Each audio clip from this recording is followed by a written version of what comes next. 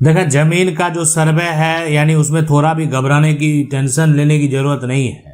यानी दादा परदादा का जमीन है और उसका सर्वे आप कराना चाहते हैं, आपके पूर्वज का जमीन है और जमीन का खतियान भी आपके पास है। अब कंडीशन ये होता है कि परिवार है और परिवार में विवाद है। अब आप ये भी कंडीशन उत्पन्न होता है कि परिवार है और यहाँ पर विवाद जो है, विवाद नहीं है।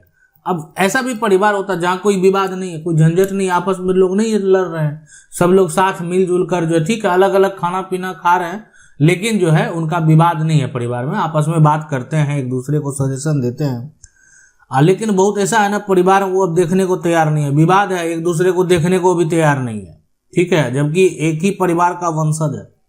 अब जिनकी भी गलती रही होगी, किसी एक की तो गलती होती ही है, तो उसी को लेकर जो है आप देख सकते हैं कि भूमि सर्वेक्षण जब होगा ना, तो फिर आपको कुछ ऐसी चीजें हैं जो आपको जानना पड़ेगा, समझना पड़ेगा। जैसे अगर आपका जो पूर्वज की जमीन है, दादा परदादा की जमीन है, और दादा परदादा इस दुनिया में मौजूद नहीं है, अब वो रहेंगे तभी तो उनका नाम चलता रहेगा, लेकिन वो है ही इस दुनिया में नहीं, तो नाम जो दर्ज होगा वो किसका होगा? इन दादा परदादा का जितना भी वंशज है यहाँ पर, वो उनका नाम दर्ज होगा। अब आप कहेंगे कि वंशज में तो बहुत सारा आप लोग हैं, तो देखें वंशज में ऐसा वंशज, ठीक है, सबका नाम, जिसका नाम आप दर्ज करना चाहते हैं उसका नाम दर्ज करेंगे। अब जैसे कहने का मतलब, अगर आपके पिता का नाम दर्ज हो चुका है तो आप अपना नाम क्यों दर्ज कराएंगे? पिता का नाम करा दें, चाचा का नाम करा दें, ठीक है। अब कल को अगर मान लेते हैं आपकी बुआ आ जाएगी, तो बुआ जो है वो दावा अगर कर देगी तो फिर दिक्कत होता है। देखें होता क्या है कि हमारा कानून जो है, यानी खतियानी प्रॉपर्टी में बेटी को उत्तराधिकारी बना दिया। अब बेटी को उत्तराधिकारी बना दिया, आप प्रोसेस करेंगे तो भी आपको समझ में आएगा। तो उसमें आप क्या करेंगे? अब मान लेते हैं बेटी को उत्तराधिकारी तो बना दिया, लेकिन आप चाहते हैं कि नहीं, उनको हमको जो शेयर नहीं देना है ना बताना है। देखें इस चीजों को कल को हो सकता है वो आकर दावा कर देगी, कोई गारंटी नहीं, कोई ठीक नहीं, ऐसा लोग सोचते हैं, मन में ऐसा आता है। तो इसलिए ये पूरा प्रक्रिया आप समझ लें, यानी यहाँ भी टेंशन लेने की जरूरत नहीं है, कोई दिक्कत नहीं होगा। तो यहाँ पर क्या करना है कि देखें जो तैयार होगा, डॉक्यूमेंट होगा, इसमें साफ साफ ये दर्ज कर देंगे कि इनका जो है इस संपत्ति से कोई लेना देना नहीं है, ये अपने भाइयों की संपत्ति पर किसी प्रकार का कोई दावा नहीं करना चाहती, ये जो है अपनी स्वेच्छा से ये संपत्ति भाई को दे रही है। ये बात सिर्फ मेंशन हो गया। और ये दादा परदादा के नाम से जमीन जो है खतियानी जमीन है, और दादा परदादा के नाम से ही जमीन का जमाबंदी भी कायम है। तो समझ सकते हैं पिता चाचा जो है ना अपना रोजगार किए, और लेकिन जो है दादा परदादा की जमीन को अपने नाम पर ट्रांसफर नहीं करवाए, और उसका कारण जो है ना, सबसे पहला कारण था विवाद। तो परिवार में ही विवाद रहेगा तो कहाँ से लोग कराएगा? तो विवाद को या तो खत्म नहीं किया जा सकता, लेकिन फिर ज्वाइंट में कागजात जो है वो बनाया जा सकता है। जैसे क्या होगा कि आपका विवाद नहीं खत्म हो रहा है, तो फिर एक तरह से आप जो कागजात भरेंगे, कागजात डिटेल देंगे, उसमें स्पष्ट बता देंगे कि हमारे परिवार में विवाद है, इसलिए इसमें दस्तावेज में हमारे पिता और हमारे चाचा दोनों का नाम दर्ज कर दें, ठीक है, इसलिए कि ये उत्तराधिकारी हैं, पिता और चाचा उत्तराधिकारी हैं, दोनों का नाम दर्ज कर दें।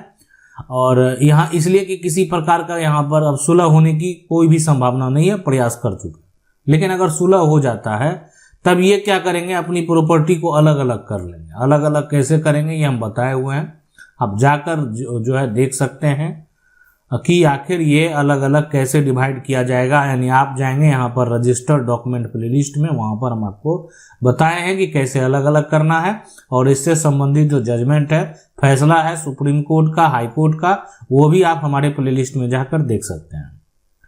तो ये हो गया कि यहाँ पर जो है अलग अलग तब होगा जब किसी प्रकार का कोई विवाद नहीं है। अब यहाँ पर देखें कि जो खसरा, खतौनी, जमाबंदी, भूमि रिकॉर्ड, ये निकालना तो पड़ेगा। जब ये सारा प्रक्रिया में आप भिड़ेंगे, सारा प्रक्रिया आप करवाना चाहेंगे, तो कुछ ऐसा डॉक्यूमेंट है जिसके लिए भागदौड़ करना पड़ जाएगा। तो एक तो ये जमाबंदी जो है, इसकी पूरी जानकारी आपको प्राप्त कर लेना है, खसरा, खतौनी, जमाबंदी का।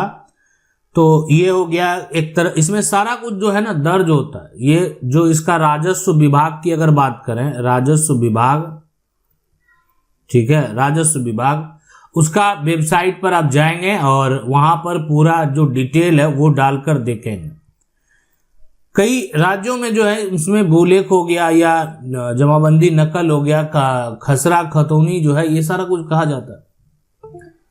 तो अब ये हो गया कि ये जो राजस्व विभाग का कार्यालय, इसमें दो तरीके से आप एक निकाल सकते हैं। एक तो हो गया ऑनलाइन आप निकाल लिए, दूसरा ऑफलाइन जो दस्तावेज है वो निकाल लिए। ऑनलाइन डिटेल दस्तावेज हो गया, ऑफलाइन अगर ऑफिस से वेरीफाइड है तो हर जगह मान्य होता है, ठीक है। यानी ऑनलाइन ऐसे दस्तावेज है जिस पर कि नीचे में देखिएगा लिखा हुआ रहता है कि ये इस दस्तावेज का कानूनी मान्यता नहीं है, तो हम लोग जो है ऐसा दस्तावेज निकालते हैं जो वेरीफाई किया हो, जिस पर मोहर लगा हो, तो कल को उसको कोर्ट में भी जमा करते हैं। तो एक हो गया कि ये पूरा। दूसरा, राजस्व विभाग जो पटवारी है, लेखापाल, उसे संपर्क, क्या संपर्क करेंगे? तो ये संपर्क आपको करना है कि यहाँ पर आपका जो जमीन का मान लेते कोई, ये उनको बेहद करना जरूरी होता है ना जिनके पास कागजात का अभाव है ना, कागजात का अभाव है। अब वो जाकर कहेंगे कि मेरा एक बार नकल जो है वो निकाल दीजिए, हमको नहीं पता चल रहा है कि कौन सा कागजात कहाँ है।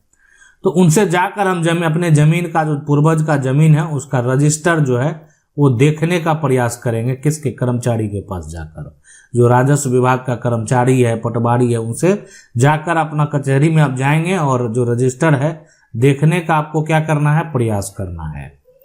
अब ये रजिस्टर आप देखेंगे कि उसमें आपका कौन सा जमीन कहाँ क्या कितना दर्ज है, ये सारा उसका एक जो है आप बोलेंगे कि अब लिखित तौर पर हमको एक नकल जो है वो दे दें, ठीक है। तो ये पूरा प्रक्रिया भी होता है। नकल निकालने के लिए फॉर्म भी डाल सकते हैं, डायरेक्ट जाकर मिलकर भी जो है एक तरह से ले सकते हैं। तो ये हो गया राजस्व विभाग पटवारी लेखापाल से जो है संपर्क करके अपना इंफॉर्मेशन प्राप्त करने का।